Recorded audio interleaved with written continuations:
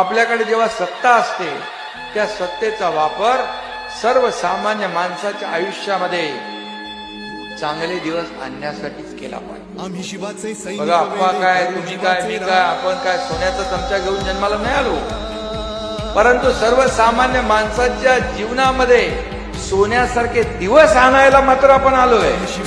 देवा काळजी रे माझ्या देवा काळजी रे, देवा काळजी रे माझ्या देवा काळजी रे.